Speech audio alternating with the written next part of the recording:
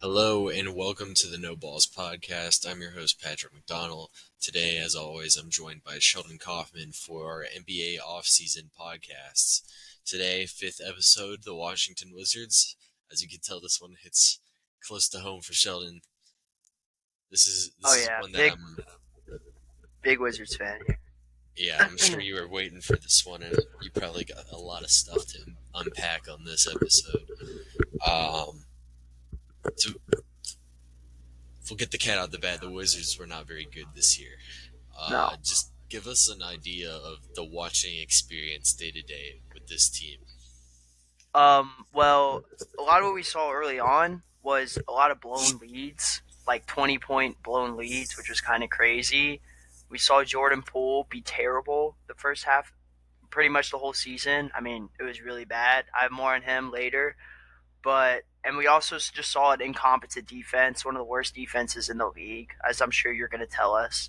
Yeah, And we saw a decent offense, though. I mean, scoring wise, I'm pretty sure we had. I'm sure we were up there in pace, one of the better pacing teams. mm-hmm. We were dropping, like high scores, but I mean, we can't play defense for shit. Yeah. It was very very hard to watch this team. I remember before the season started, we had gone out to Buffalo Wild Wings and talked about how we thought this was going to be a bad Wizards team, but an interesting one. And then I don't know about you, but a lot of the interest just didn't show up for me in No, this. yeah, yeah, 100%. I think a lot of that was because Jordan Poole just wasn't what a lot of people thought he was going to be. A lot of people were excited for Jordan Poole to finally get the opportunity to be the number one guy, leaving Golden State, and he kind of folded under the pressure. We saw him take like ridiculous shots, and I mean the other guys around him wasn't really exciting. I mean, you had Denny Avdia who was good, Corey Kispert, but I mean it's nothing to turn your TV on about. Yeah, and then especially with the drafting of this team in the past couple of years, I think we had talked about it before. They draft pretty well, but they don't ever draft the guy. They did it with Rui, they did it with Kispert, Denny. They're drafting a lot of these really good role players. They aren't getting the guy in there. So that's the big takeaway that I think has led them to this point now. Um, Another thing about them is just the aura around the team was not good. With the Kuzma "don't be that team" thing, then becoming that team, Yeah, it, it was not a good season. I would say it was a very immature season. A lot you can see that in the play as well, and I think a lot of that was a credit to how just horrible of a head coach Wes Unseld Jr. was. I mean, it was really bad. Yeah, Um, I think that was a lot of it. They had a terrible culture. Uh, so yeah, and when the hire happened, it was kind of out of nowhere because he was coming from a front office role to be their coach. And now that he's no longer the coach, he stepped down to be in the front office again. So it just seemed like ownership appointing the son of one of the franchise greats to be the head coach, and it didn't work out, obviously. yeah, no, 100. That's 100% what the hire was. I think a lot Wizards fans were excited though because he showed that he could develop some players, where he his previous coaching stops. And anything's better than Scott Brooks, but we basically got Scott Brooks 2.0. Yeah, exactly. I think Scott Brooks might have actually been a tad bit better here. Just to go forward into West Unseld's team here, they were 15-65, 14th in the Eastern Conference. Uh, if it was not good results. However, the expected record based off of their net rating, 20-62. That's a 5-win difference. I don't know how they get such a big differential there, but I'm pretty sure that's just a part of the Wizards. Yeah, That's a part of the Wizards' experience. 7-34 at home, 8-35 on the road. They sucked either way. 9-45 pre All Star break, 6-22 post All Star break. Again, they kind of just sucked regardless. Uh, 11-41 against the East, and then 6-22 or 4-26 against the West. Again, just regardless of the setting, they were just not good. In clutch games, they were 9-28. And the other ones they were 6-39. So they were on the other side of blowouts a lot. Anything else on these things before we go forward a little bit? No, yeah, definitely on the other side of blowouts a lot. 100%. Um, and you can tell just by the pure amount of clutch games that they had, and they just never won any of them. They might have been the worst performing clutch team, and I think that it does play a part into their -5 differential between their expected and real record. Yeah, I'm sure we're gonna get into it a little bit, but when Kyle Kuzma is your number one option to finish a game out for you, you're in trouble. Definitely. The main part that comes into is, like you said, he's finishing the game out on the offensive side. 110.5 offensive rating, 25th ranked. So not a very good offense. They were ninth in transition offense, like you mentioned with the pace. They had a decent transition team. On defense, a 119.5 defensive rating, ranked 28th, and then they were 29th in transition defense. Overall, they clearly had some problems. We'll get into the specifics of the offense here real quick. 27th in pick and roll ball handler efficiency, did it at the 13th highest 10th percentile in pick and roll ball handlers. 15th in pick and roll man efficiency, 13th in frequency, 52nd percentile, pretty good. 21st in post up efficiency, 27th in frequency, 31st percentile. And then 19th in ISO efficiency and 19th in ISO frequency, 38th percentile. You go and you think about it, they clearly were a little undermanned on offense. Their best part of offense was their pick and roll man. They had Gafford, they had Bagley, they had some good athletes running the pick and roll for them. So anything else you got on this? Yeah, when you're talking about the transition defense, a lot of the times, I'm sure this goes back to coaching, but there would be so mismatched on defense. I'm talking about point guards guarding centers like 60% of the time. So, I mean, they wouldn't get back and find the right man, and that led to just a lot of easy buckets down low or kick out threes. Additionally, here on the offensive side, they were the worst at grabbing offensive rebounds, so they were not giving themselves any extra possessions on that end. Yep. Shooting wise, 27th in 3-point percentage. They shot a good amount of attempts, though, 13th highest. 24th in pull up 3-point percentage, but also shot a ton of attempts. They were 14th in pull up attempts. Not a very good offensive talented team. A lot of that it has to do with Jordan Poole being, the guy running point guard a lot. Kuzma being their number one scoring option. Just a lot of not good stuff going on here. Yeah. But I would say arguably the worst side here is the defense. 26th in pick and roll ball handler defense, 22nd in frequency, 14th percentile. Not good. 20th in pick and roll defense, 23rd in frequency, 34th percentile. Also not good.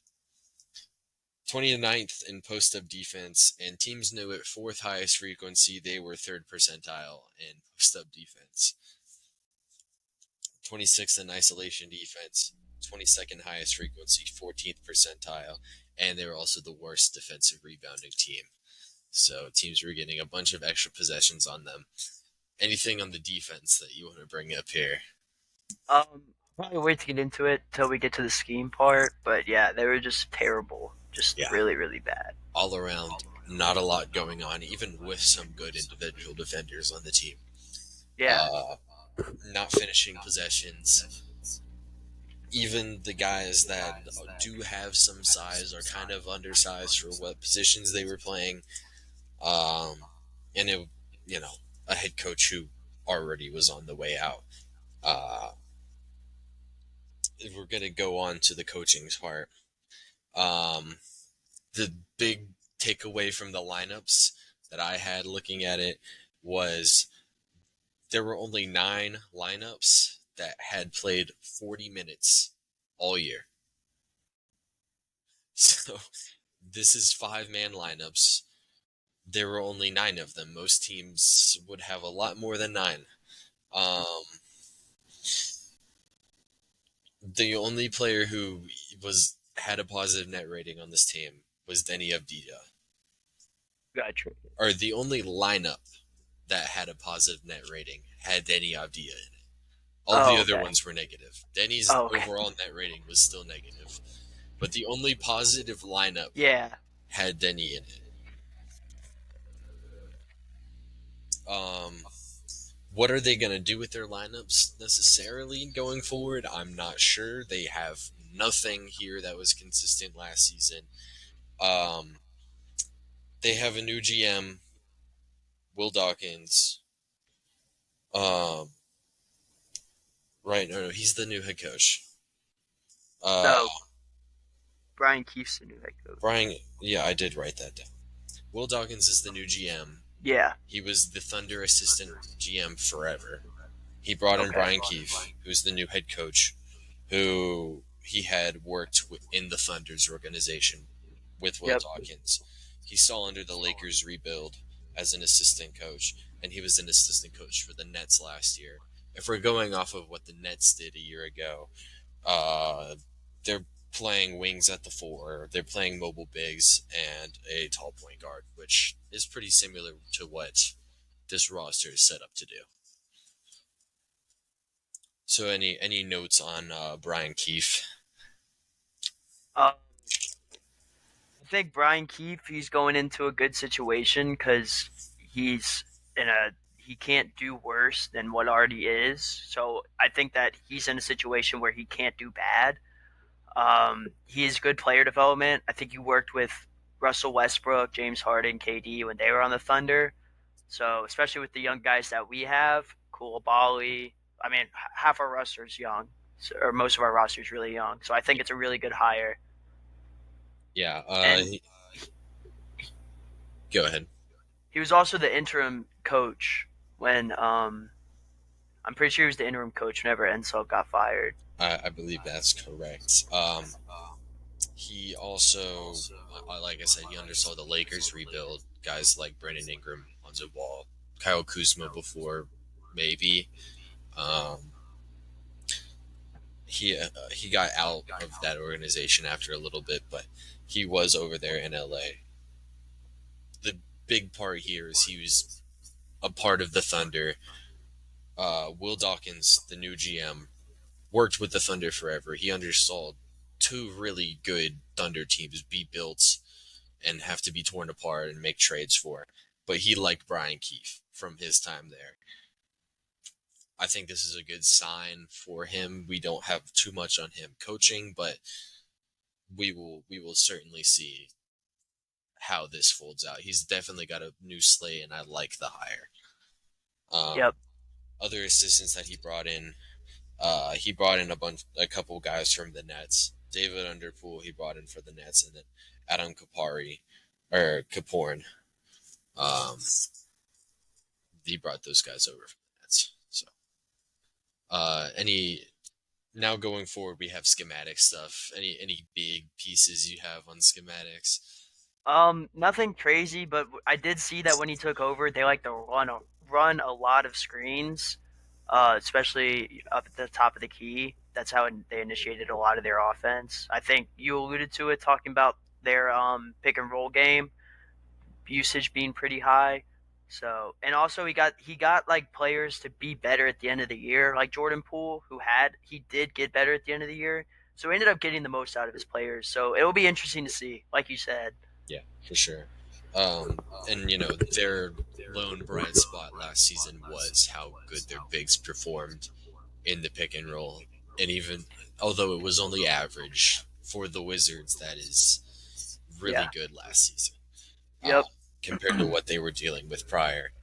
Um, in in the off season, starting with the draft, they had 3 first-round picks. One of them was traded for Denny. We'll definitely get into the Denny trade later, but we'll focus on just the pick right now. Second overall pick, they land Alex Sarr. It seemed like Alex wanted to be in Washington.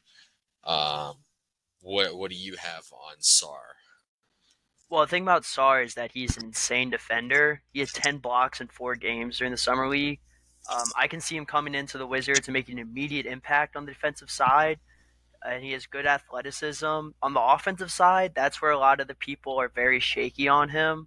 But I think he's shown ability to play make, and he can rebound it sometimes, but he definitely needs to work on his 3 point shot for sure. He shot 11% from three during the summer league. Summer league was just really bad for Alex Sarr. He also shot 20% from the field, but I think this is a guy who you don't get for the offensive upside. You're really getting him for the defense. I think that's why they drafted him. He can guard guards really well. Good lateral movement. The contestability is off the charts. He's 7 foot, 205. I think if he wants to play like a true center role, which I don't think he will, he's going to need to get a little bit bigger. But I really like what he can do for them defensively. Yeah, certainly. I had Sarr as a 1A, 1B with uh, uh, Zachary Research when doing my pre-draft analysis. The name that came up for me always was Miles Turner, Kristaps Porzingis, guys like that. He seems like a decent fluid athlete, but I think he's going to be he's going to take a second before he's really an NBA player. The big skill with him right now is he has horrible hands.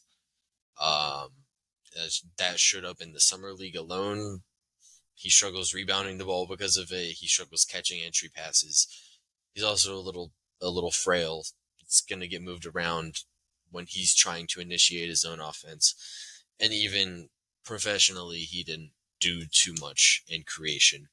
Um, that being said, he's so good in a lot of aspects of the game that he is a top pick, even with those very obvious limitations. Their shooting upside, undeniable defensive ability. Even if he can't rebound right away, he's super rangy and super tall. Uh, Maybe right now he can't defend centers, but he can defend some slimmer fours. He's got quick feet. A lot of people like Sarr. It's for a good reason. Summer League sucked, but overall my expectations for him didn't change. I thought he was probably a year away from being an NBA player anyway. Yeah. Um, their other pick that in the lottery was Bub Carrington. This is one that I was really high on. I had him as one in this range for sure. I when they drafted him, I was like, oh my god, this is a great pick. What do you have on Bub that you want to highlight? Well, I think when you talk about Bub Carrington, you're definitely gonna have to talk about the shot creation ability. I mean, he's insane shot creator. He's very good, and also I think what is a really good fit for him with the Wizards is his pick and roll scoring. He's really good, off the dribble, getting off that pick, pulling up and shooting it. We saw that a lot during the summer league and his time at Pitt. He's just really a straight shooter. I think he can improve at rim running. He has some ability, or he has sometimes struggles to get around defenders. So I'd like to see a little bit of an improvement in that. But he shot well in the summer league. He averaged 13 points per game in college. He can shoot the hell out of the ball. I think it's a good. I can see him getting significant minutes for the Wizards this year. Yeah, certainly. He has those undeniable skills that are those of a number one scoring option. Even if maybe he isn't that, he's still like, maybe 50 players in the NBA have the skills that we could project him to have at a given time. So, Bub, like you said, great pull up shooter. It started to show in Summer League from three. In college, it was more as a mid range scorer, but in Summer League, it did show up from the 3 point line. In Summer League, I did actually really like his playmaking. He seemed like he was still learning the game a little bit, but he did throw some impressive passes with good ideas. He's probably going to be a little bit away, and I think he does probably need some G League time, but he might not have the luxury of getting G League time with the Wizards. Yeah, and I like that you brought up the playmaking ability because I wrote that down, but I forgot to mention it. But yeah, he's a Yeah. very good playmaker. Additionally, he's 6'4" with a decently built guy. He could play Yeah, the two. 5 rebounds per game in college. Yeah, he could definitely play the two if you want to, and he could hold up against point guards defensively. Maybe not day one, but as he becomes better on that end of the floor, I think he can definitely do it. 24th overall, they traded back. They traded to get this pick, to get Keyshawn George from Miami. He was a guy who I had a late first round grade on. 6'8", shoots the ball well. He might not be able to get 2 feet in the paint at all, but his shot is very undeniable, and he looks decent on defense in this weak draft that certainly is warranting of a first round pick. Yeah, I like Keyshawn George a lot. Like you said, I think it could be a little bit of a reach at that 24th pick. But I mean, what you're getting is a straight shooter. I mean, he's 6'8" and shot 40% from 3-point line in Miami, and he's a really good catch and shooter. Good, he can handle the ball well for his size, and he can pass the ball. So I mean, it's pretty good. A big that can stretch the floor. Like you said, I don't think he's going to be able to get 2 feet in the paint. He's not physical at all, and he struggles to score around the rim. He needs to get better at defense. And another thing is, though, he is a little bit unproven. I believe he's a freshman, so we haven't seen a lot of him. So it's going to be interesting to see his development. Definitely a guy I'd like to see go to the G League to get some minutes. But like you said, he might not have the luxury to. Yeah, and the interesting thing on Keyshawn is he was a freshman, but Yeah. I believe he's closer to 21 than he Okay. is to like 19, like some other freshmen are, because he spent a year in France. All right. But either way, he played one season in America. He was, good enough to be deserving of a first round pick. I like the shot. The name that always would come up for me is, hey, if he can develop another aspect to his scoring game besides just shooting, he reminds me a little bit of Brandon Ingram with his ability to dribble and his pull-up shooting and his standstill shooting as well.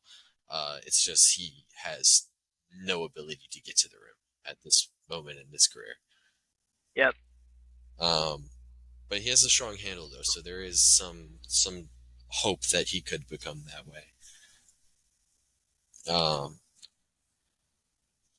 Anything else you have on these draft picks before we get into the off-season additions? Not really. I think we covered pretty much all of it. Okay, I think they did pretty good with their draft. I agree.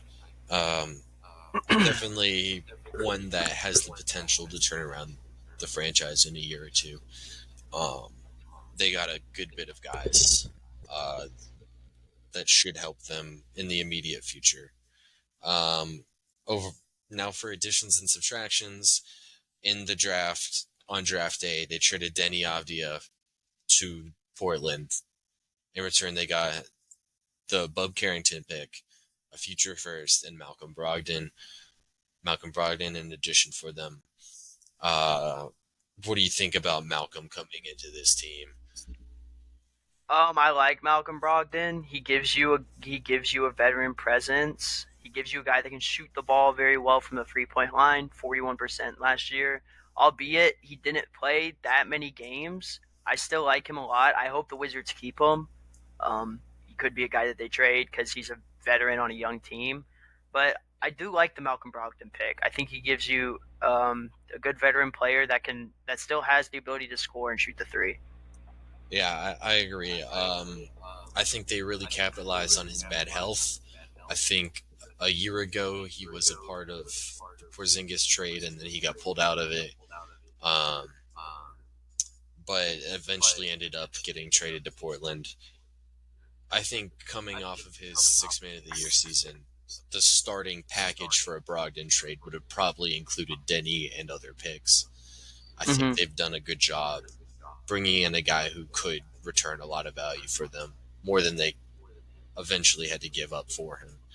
On this team, I mean, he probably just takes Tyus Jones's veteran point guard role and probably does it a little bit better. It's a good pickup for sure, especially because, like we said, they're going to lose Tyus Jones to the Suns. Yeah. Other additions. This is one that I thought was a good one. Sadiq Bey for $19 million over 3 seasons.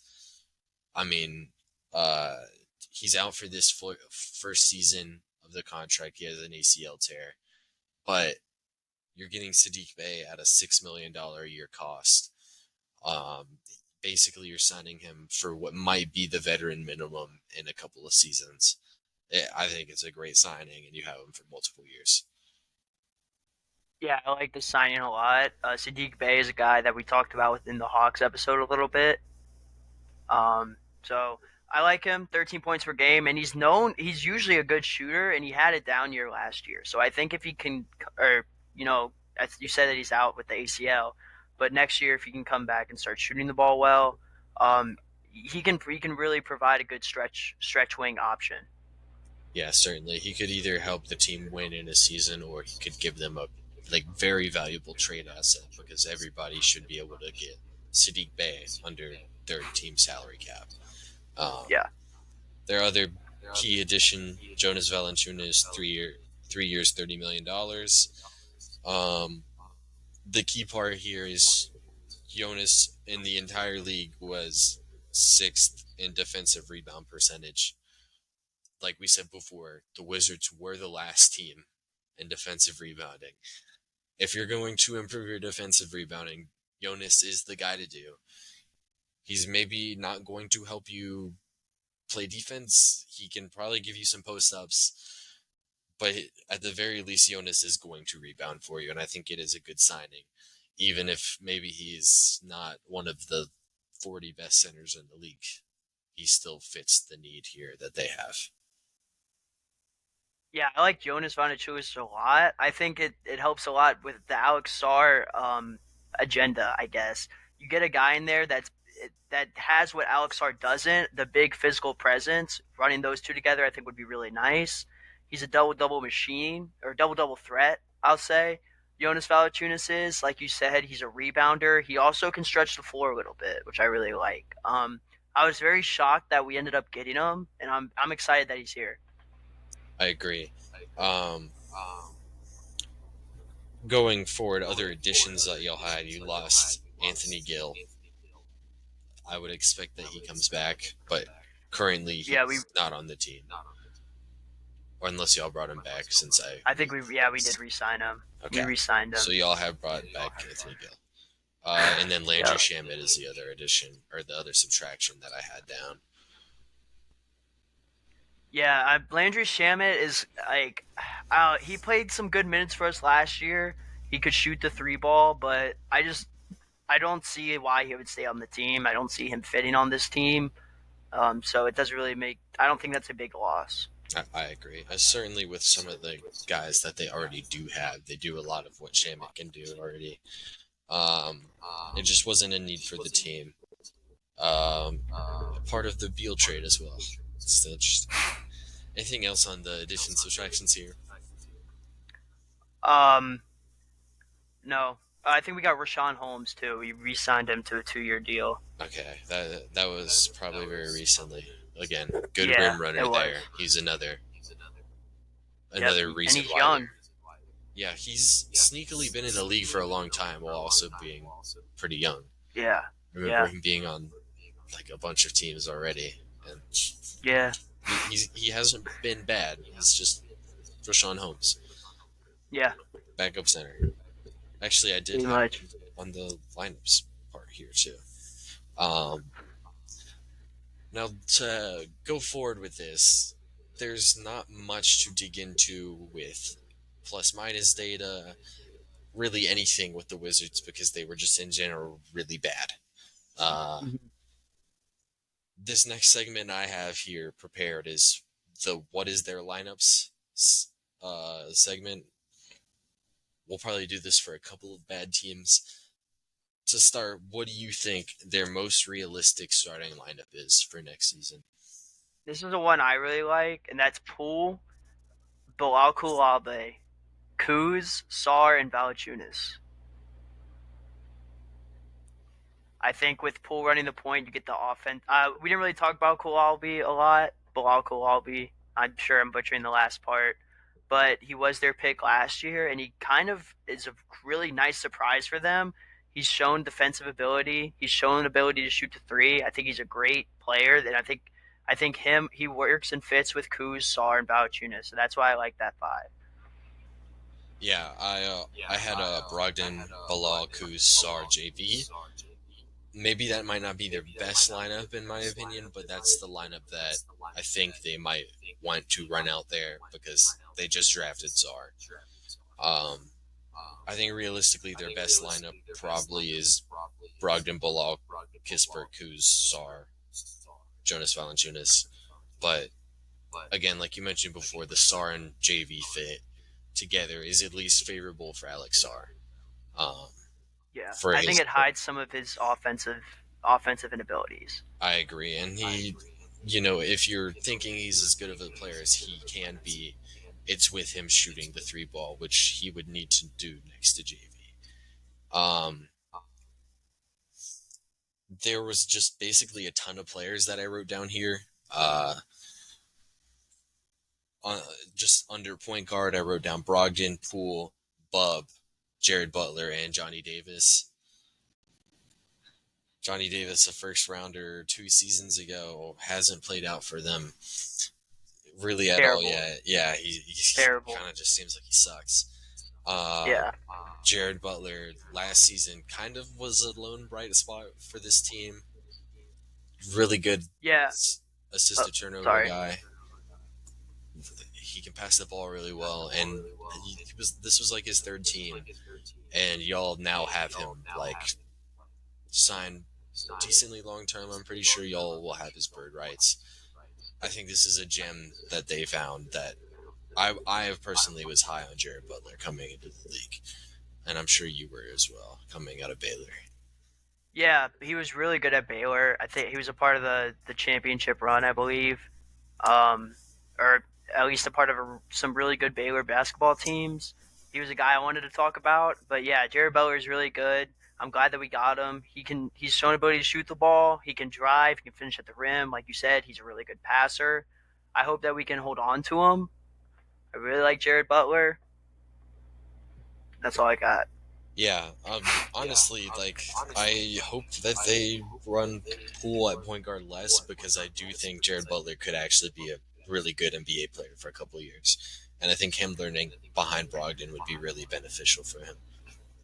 Yeah, my only thing is though is that we're paying Poole so much money. I don't think that you can like not Yeah, let him play point guard. You know what I'm saying? yeah, or at least have him be your starting two, which in Yeah, case probably moves either Bilal or Sar to the bench. yeah.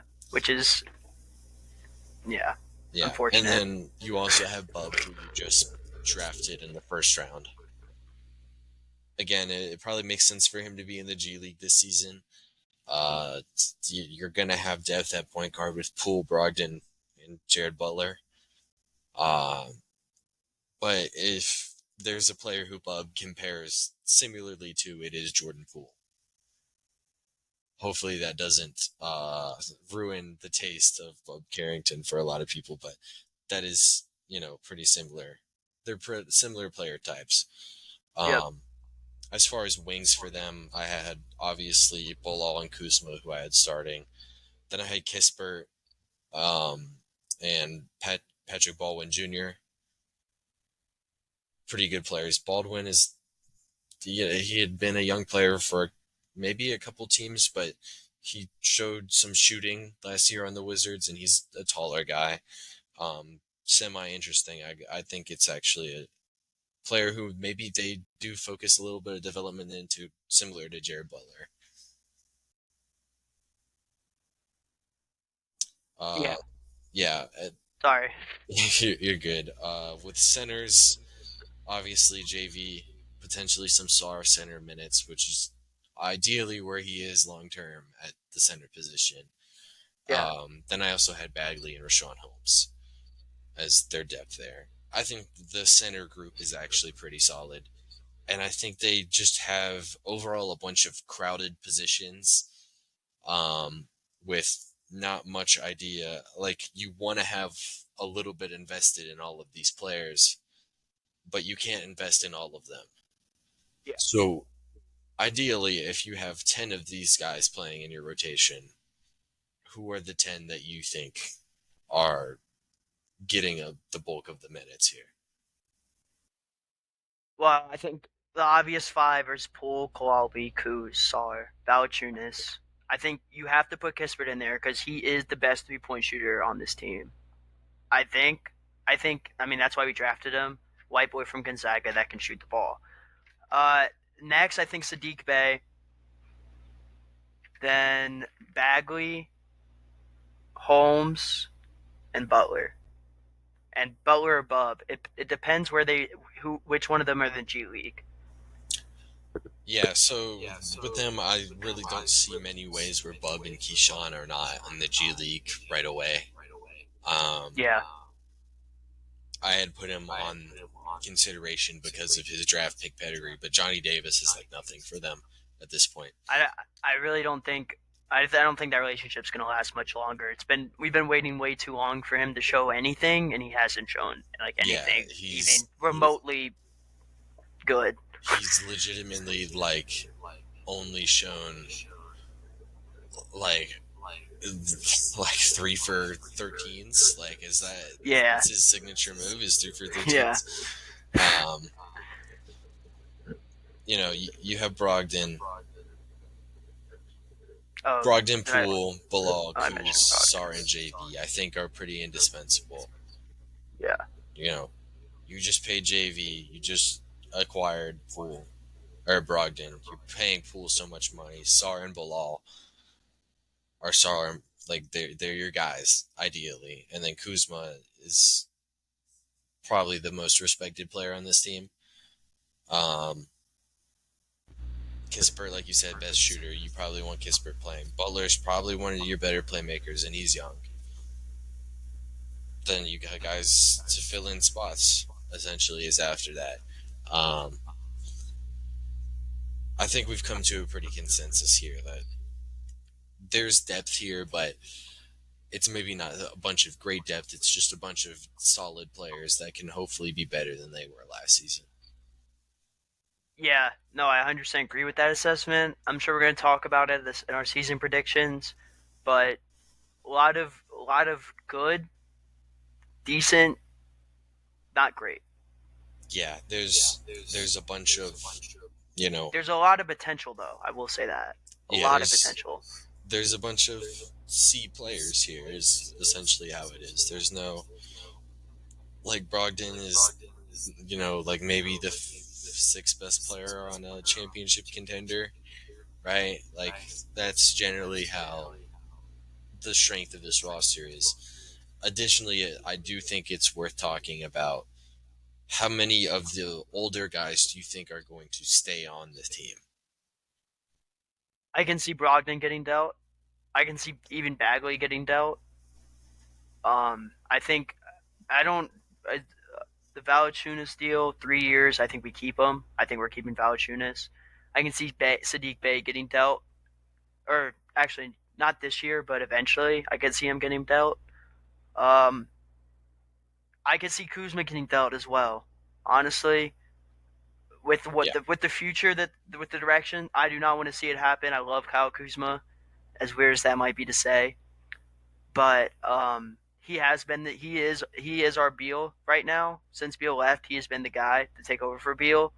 So it will suck, but I think that Kyle Kuzma is one of the biggest trade pieces for the Wizards this year. Certainly, when I was looking through it, I'm very hard to see how Brogdon stays on the team past the trade deadline. Yeah. Kuzma, I could see it happening. I believe this year they did have a trade for him lined up, but Kuzma just said no to the trade. Did you hear about that one?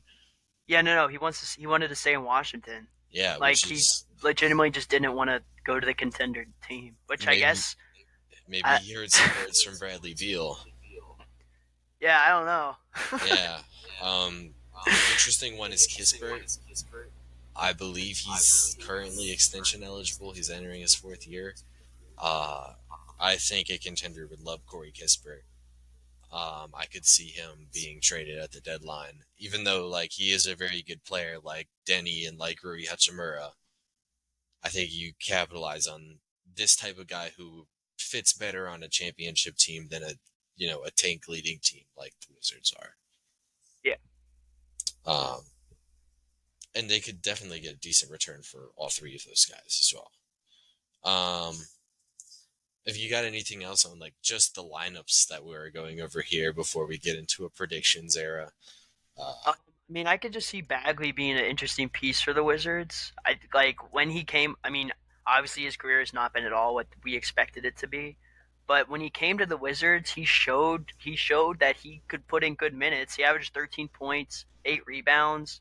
He's a physical four. I think he can score inside, rebound, and I think his 3-point shooting's a little bit underrated. He shot 47% last year. I don't know, like really those numbers might be skewed, but he can stretch the floor too. I like him. I think he can put in good minutes for the Wizards, and he's going to be an unexpected name that people might be hearing about. Yeah, Bagley, I mean, it was definitely low volume with his 3-point shooting, but I think what I had told you before is with Bagley, JV, and Sar, they had one guy who could rebound, one guy who could protect the rim, and then nothing else between all of them. Yeah, I think Bagley's, he's definitely a tweener. I don't know if I like him at center, but he's athletic. He can finish lobs in the pick and roll. I think that's a very solidified role that he can handle. Um, and that's a thing that the Wizards like to run a lot. yeah, for sure. They're gonna need that guy, especially with some of their younger guards that are going to have to learn how to play in the pick and roll. Maybe Bagley isn't good for you on the defensive side at all, but he's a good, small ball center. Good for your offense, at least. It'll help develop young guys. Yeah, that's about all I have on this. What do you have to go for before predictions? So for the predictions, I think offensive player of the year is going to be Kyle Kuzma again. I think he leads the team. He's the guy. He's the guy you give the ball to in clutch situations because apparently Jordan Poole cannot handle that. So that's who I think the offensive player of the year is for the offensive MVP. The defensive MVP, I'm going to go Bilal Coulibaly. Um, he's really, really good defensively. Really good length, can move well, can guard. He's a pretty versatile defender. I like him a lot. And then my X factor is Jordan Poole. I think if Jordan Poole can play like we think, like he can play, last year was one of his worst shoot was one of the worst shooting years for him efficiency wise. I think if he can get those numbers up, he becomes a 24, 25 point per game scorer. He could have a comeback player of the year type year. Um, well, I don't know about comeback player of the year, but I think he can have a very drastic second year with the Wizards, and I think he takes a next step and really becomes the leader of the team, the leader that the Wizards needed. Yeah, certainly. I think I had definitely some different names. Um, Number one on offense, I didn't know what to do with their offensive MVP. I kind of just went with two different guys. I went with Kuzma because I know he's going to put up the numbers, but then the co-offensive MVP for them I had is Jared Butler because I think at the end of the day, when we're doing this next season, Jared Butler will probably be the guy that I'm highlighting. That is like, this is the guy that made a lot of things work for them. His ability to pass the ball, his ability to make the right reads on offense, I think really will help this team. And maybe early on it'll be Brogdon doing that, but I think Butler will be a big piece. Maybe more of an honorable mention because I know Kuzma will be the guy who puts up the points more than Butler. You got anything on that? No, I like that. I like that. I can definitely see where you're coming from. I think that just Kuz is going to take over the off. Like Kuz is the Wizards' offense, so that's the Yeah, main point of it. But I do like you highlighting Jared Butler and his ability to pass the ball. It's gonna be really interesting to see his role. certainly. And the fact that Kuzma is Wizards offense is probably a lot of why we're in this situation with the Wizards right now. Yeah, 100%. Defensive, I went with Alex Starr because I feel like if he is what you're drafting him to be, he kind of needs to be that guy. Yeah, Additionally, I do want to mention Bilal because I feel like right now he probably is, if I were to think between all of their players, I think Bilal probably is their best defender. But I'm just going with especially yeah. what the expectation should be for Czar. He probably needs to be their defensive MVP if this team's going to significantly improve. 100% agree. X Factor, I mean, I agree with Poole. Additionally, I also want to mention Czar is the big swing here. If he's NBA ready, I think that makes a huge difference for them. If I had to bet, I don't think he is. On the other hand, Poole, again, if they're getting Golden State Warriors Jordan Poole, that is astronomical for them. He shot 32% from three last year. Jordan Poole did. Yeah, the I third mean, that's splash just pro. yeah. Like he's known as an elite shooter or one of the better shooters in the league, and he's shooting under NBA average. Like And certainly a lot of it was shot selection, and some of that oh, definitely 100%, falls on Poole, and some of it falls on the coaching staff for not holding him. 100%. But that is, it needs to be better if you are going to be the lead initiator of an offense.